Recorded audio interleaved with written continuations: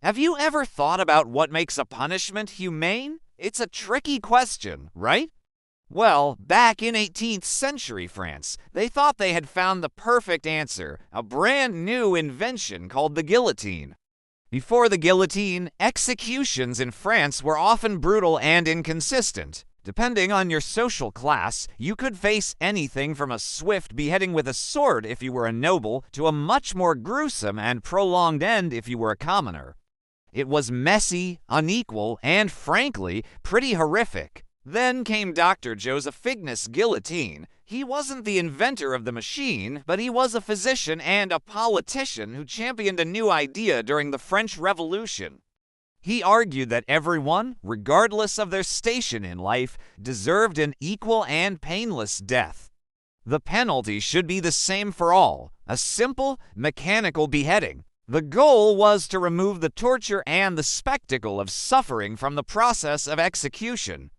He envisioned a swift, efficient, and almost clinical procedure. The machine, later nicknamed the guillotine, was designed to be exactly that. A heavy, angled blade dropped from a height, ensuring a quick and clean cut every single time. In theory, it was the most humane method of capital punishment ever conceived. But here's where things get really fascinating and a little bit strange. While the asterisk method asterisk was designed to be humane and clinical, the asterisk event asterisk of the execution became anything but. Instead of being a somber, private affair, guillotine executions turned into massive public spectacles. Imagine this. It's a sunny afternoon in Paris, and the Place de la Révolution is packed with people. But they're not there for a market or a festival in the way we think of one. They're there to watch an execution.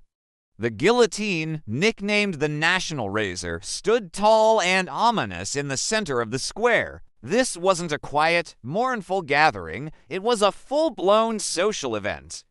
People would bring their entire families, kids included. Vendors would weave through the crowds, selling programs that listed the names of those scheduled to be executed that day. You could buy snacks, drinks, and even little toy guillotines as souvenirs for your children. It was like going to a macabre sporting event.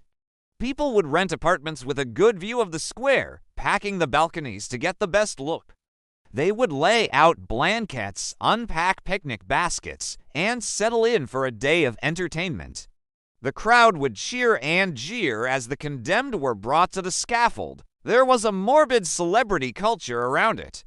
The executioner, Charles Henry Sanson, became a famous figure. People would critique his technique. Did the blade fall smoothly? Was the head displayed properly to the crowd? It was all part of the show.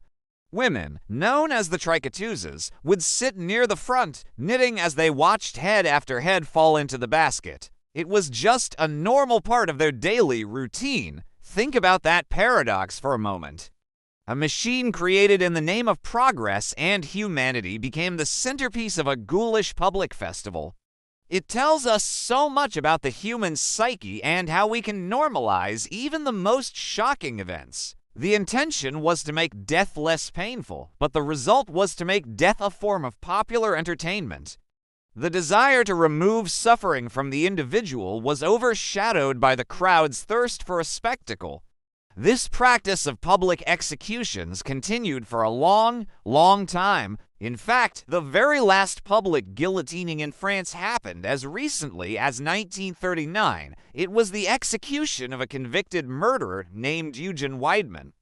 The event was so chaotic and the press coverage so sensationalized with photos splashed across the papers that the French government finally said, "Enough is enough." They were embarrassed by the hysterical and disorderly behavior of the crowds. From then on, all executions by guillotine were conducted privately behind prison walls. The guillotine itself remained France's official method of execution until capital punishment was abolished in 1981.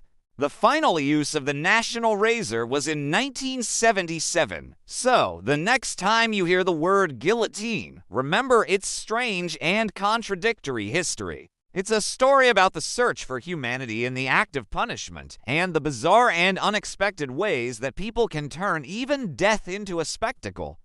It's a powerful reminder that our intentions, no matter how noble, can sometimes lead to outcomes we never could have predicted. What do you think about this? Is it possible for any form of execution to be truly humane? Let me know your thoughts down in the comments. It's a complex topic, and I'd love to hear your perspective. Thanks so much for watching and for joining me on this little trip back in time. If you found this interesting, please hit that like button and consider subscribing for more stories from the strange corners of history. We'll see you in the next video.